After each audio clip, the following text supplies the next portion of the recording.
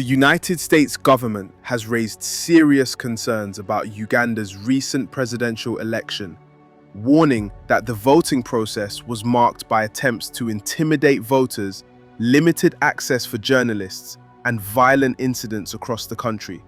Welcome to One Africa, where we bring you the latest news from across the continent as it happens. Before we continue with today's story, we want to say a huge thank you to all our subscribers for your continued support. If you're watching for the first time, we'd really appreciate it if you could hit that subscribe button to help us grow this platform and continue bringing you important news from Africa. Now, American officials say these problems threaten to undermine democracy in the East African nation and could lead to greater instability in the region. Reports from Uganda describe a tense environment in the days leading up to and following the election, with heavy military and police presence on the streets, communication networks being shut down, and opposition politicians claiming the entire process lacked fairness and openness. The American embassy in Kampala, along with the State Department in Washington, called on Ugandan leaders to protect basic freedoms, allow the media to do their work without interference, and ensure that the election results truly reflect the will of the people. The embassy also issued safety warnings to American citizens in Uganda, advising them to be careful as tensions remained high after the announcement of preliminary results. There were reports of security forces using tear gas and live ammunition during protests, with demonstrators taking to the streets to challenge the official outcome. American officials stressed that any attempt to frighten voters or prevent them from exercising their rights damages public confidence and goes against fundamental democratic principles. They emphasized that respecting human rights, allowing press freedom, and following the rule of law are absolutely essential for any election to be considered legitimate. Uganda held its presidential election on January 15, 2026, with the whole world watching closely. The Electoral Commission announced that the current president, who has been in power since 1986, won another term with approximately 71 to 72% of the vote. This would be his 7th consecutive term in office. However, his main opponent, Robert Kyagulanyi, who is widely known by his stage name Bobi Wine, immediately rejected these numbers. He called them completely false and accused the government of manipulating the election through ballot stuffing and harassing people who were supposed to monitor the voting process. 2 days before people went to the polls, the Uganda Communications Commission shut down internet services across the country. This blackout affected nearly all online services, social media platforms, and messaging applications. Government authorities defended this action by saying it was needed to stop the spread of false information and keep the peace. However, human rights organizations strongly condemned the shutdown, calling it a direct attack on transparency and people's ability to communicate freely during a crucial moment for democracy. Security forces were deployed in large numbers throughout major cities and in areas known to support the opposition. Many residents described an atmosphere of fear, with armed personnel stationed at key locations. There were multiple reports of violent confrontations between security officials and ordinary citizens, resulting in deaths and numerous arrests. While the exact numbers remain unclear and disputed, the American Embassy's safety advisory made it clear that officials were worried these clashes could get worse without proper protection for citizens' rights. Bobi Wine and his political party, the National Unity Platform, described the conditions surrounding the election as extremely oppressive. According to his campaign team, he narrowly escaped a raid on his home, and his family was essentially trapped inside their residence under heavy guard while votes were being counted.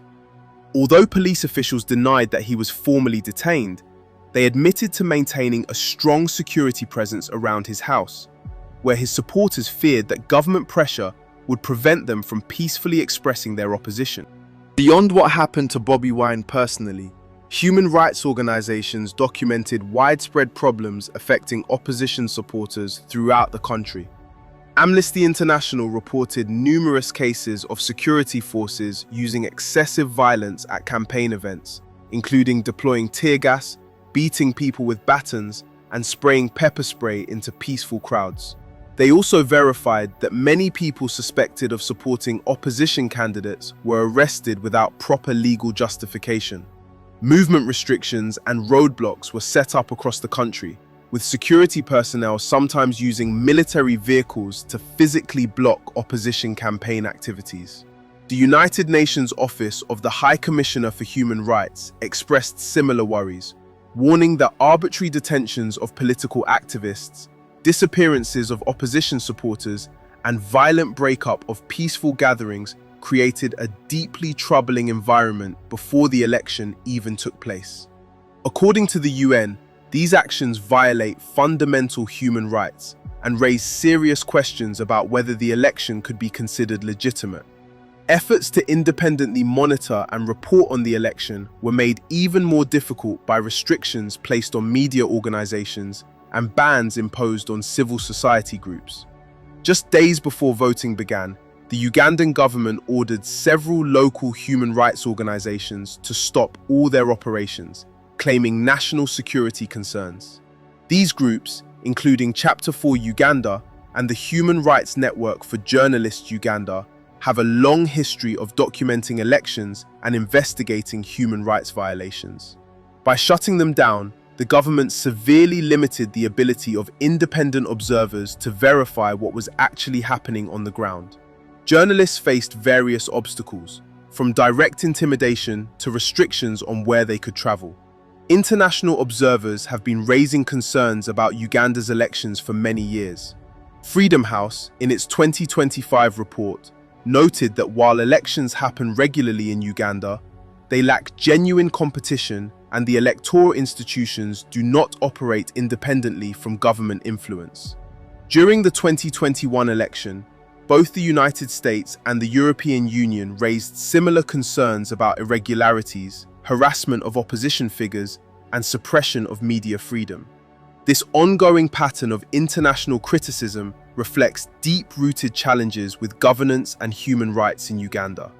The current president's extremely long time in power has been possible partly because of constitutional changes that removed both age limits and term limits for the presidency.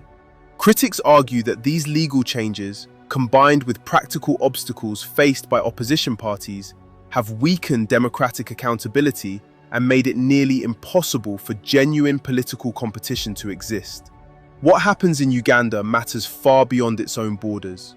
The country plays an important role in African security and regional stability, contributing soldiers to peacekeeping missions, particularly in Somalia, and serving as a key partner for Western governments in fighting terrorism and implementing development programs. However, continued erosion of democratic standards, including restrictions on civil liberties and unfair elections, could damage these partnerships and affect stability throughout the region. Additionally, Uganda has a very young population, with a large percentage under 30 years old. This creates enormous pressure for political change and economic opportunities. When young people perceive that democratic processes are blocked or unfair, it can lead to protests or cause them to disengage from politics entirely. Both of these responses have been clearly visible during this election.